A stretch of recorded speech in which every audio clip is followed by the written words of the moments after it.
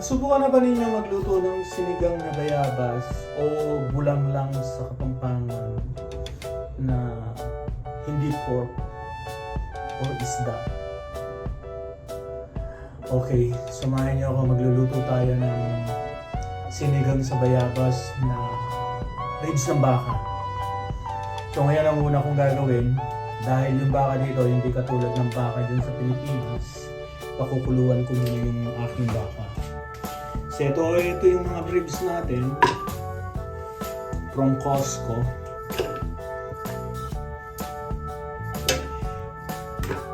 Pakukuluan ko muna to para mawala yung amoy at yung dugo. And then pagkakulo niya, hugasan natin ulit. Sinihan muna natin ito. Balikan natin mamaya. Yo, beto na, kumukulo na. So, pwede na to. Ang gagawin ko dito, hugasan ko and then papalitan ko yung tubig. Madali lang ha, palitan muna natin. Ito na ngayon yung ating nahugasan na baka. So, lagyan natin uli ng tubig. Kailangan na malubog siya. I-pressure cooker natin. Isasabay ko na rin yung tatlong gabi para matunaw sila, madurog, malusaw. Ayan, lagyan natin ng salt. Ayan.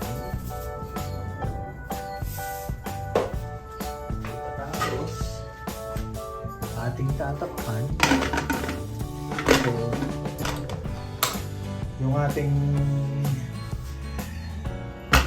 basta maglalagay pag sumitsit na to, 20 minutes lang, malambot na yan. Ngayon, sindihan na natin yung mga kutara. At balikan natin mamaya. O yun, 20 minutes na. Patayin na natin. And then, gusto na natin. Tignan na natin yun. Akala ko nasunog, nangangamoy sunog. Tingnan natin kung malambot na.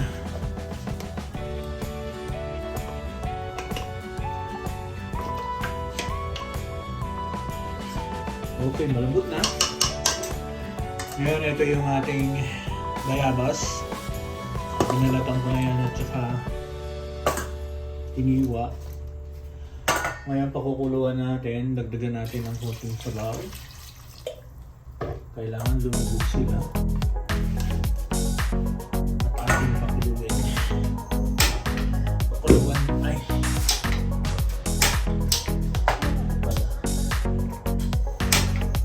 Pakuluan muna natin. Ngayon mga yob, tanggalin muna natin yung mga bayabas at ating lalamasin.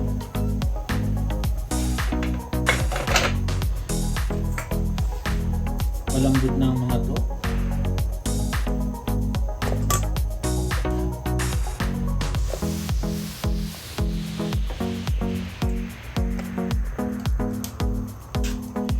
Sarap ng amoy.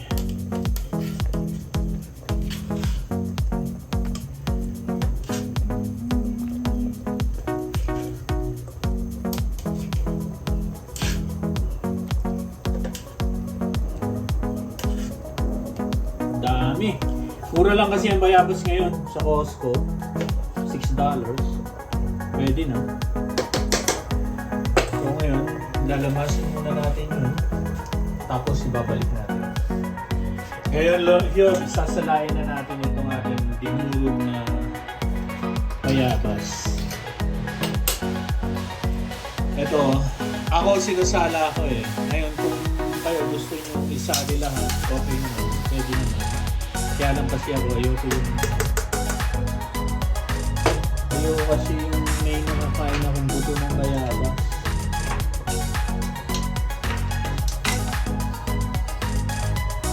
Matagal ito pero tsatsagayin ko. Sasalain ko. Ganyan lang ginagawa ko yun. Tapos gagawin ko lang. Ito, okay na to. sobrang asim na rin ito. Pwede na to.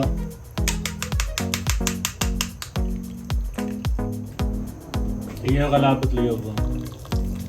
Malapot na yung sabaw natin. So ngayon lalagyan na natin ng chicken powder. Nilagyan na natin ng asin kanina. So ngayon ang ilalagay natin, malambot na yung ating natudurog na yung ating baka. Lagyan na natin yung ating okra at saka sili.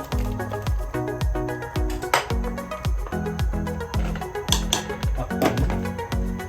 At balikan. Check natin.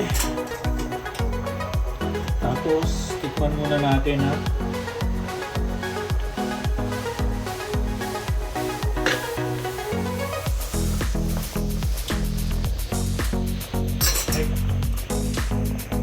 Taknika na kanya man ha. Lagyan na natin yung kangkong. Kangkong namin made in Taiwan. Walang made in Sapa ng Pilipinas. Okay. Okay na to. Luto na. Pulong-pulo na siya. So, pakain na natin. At kunin na natin yung ating liwalang.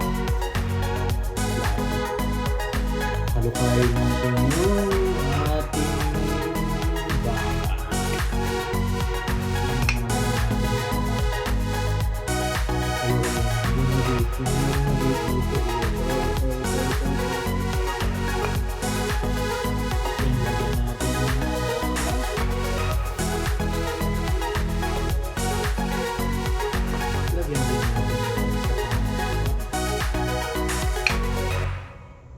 At yung ating sili.